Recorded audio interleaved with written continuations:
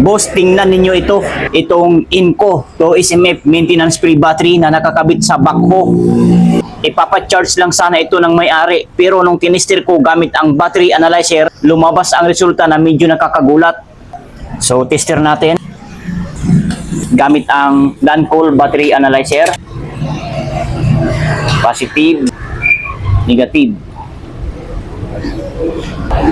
Ang voltage niya ay 12.6 volts. Ayan po.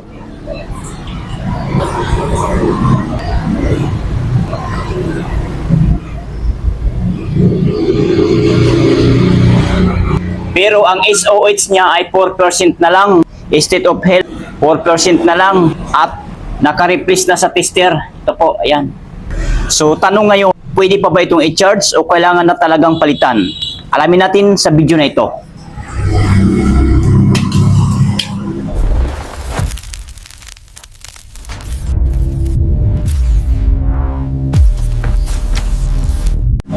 Magandang hapon mga boss. Welcome back sa channel na Bot Expert PH, kung saan nagtuturo tayo ng tamang kaalaman tungkol sa car at motorcycle batteries, battery testing at tamang maintenance. Kung bago ka lang sa channel na ito, huwag kalimutan mag-subscribe at pindutin ang bell icon para sa mas marami pang battery tips. Ngayon mga boss, ito ang battery na ipapacharge ng may-ari.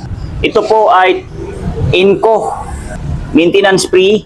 Ang size nito ay 2SMF battery na nakakabit sa isang backhoe. Ang request ng owner ay ipapacharge lang dahil mahina na daw ang starting. Pero bago tayo mag-charge, siyempre, kailangan mo natin i-test.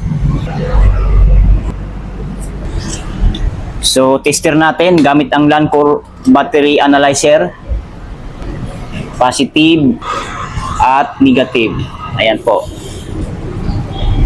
Ito ang lumabas, 12.6 volts. Ayan, so tap natin ng OK. Battery test, regular flooded, CCA.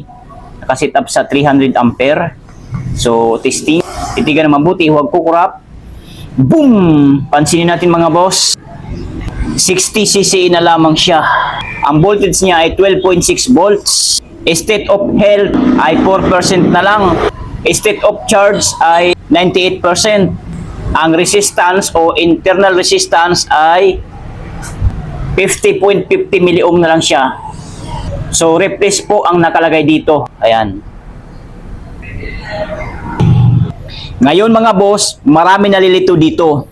Kasi kapag nakita nila ang 12.6 volts, ito po, iniisip nila na good battery pa. Pero tandaan ninyo ito, ang voltage ay hindi sapat para malaman kung healthy pa ang battery. May tatlong mahalagang bagay na tinitingnan. Unang-una po ang voltage, ito po. So, pangalawa ang CCA o starting power, ito po. So, pangatlo, internal resistance, ito po. Kailangan titingnan nyo rin yan. Sa battery na ito, mataas ang voltage, ayan po, 12.6 volts. Pero sobrang baba na ng CCA, ito po, ayan.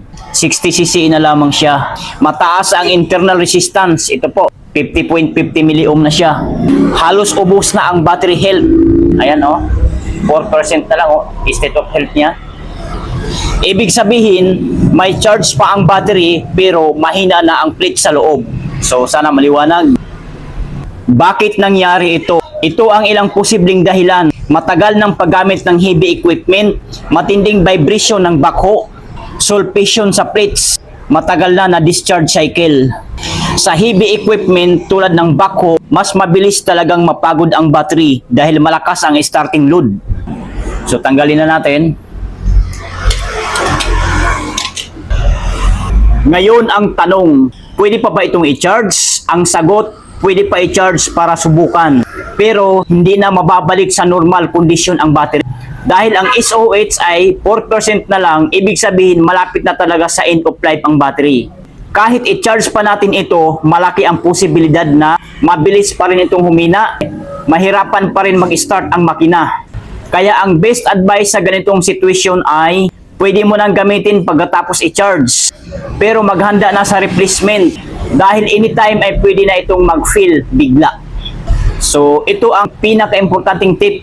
Huwag lang umasa sa voltage reading. Mas accurate pa rin ang battery analyzer test para malaman kung healthy pa ang battery. Ito ang dahilan kung bakit importante ang tamang battery diagnostics. Kung may natutunan kayo sa video na ito mga boss, paki-like ang video, mag-comment kung may tanong kayo tungkol sa battery, at huwag kalimutan mag-subscribe sa Bat Expert PH para sa mas marami pang battery testing videos, tips at tutorials. Maraming salamat at magkita-kita tayo sa susunod na video.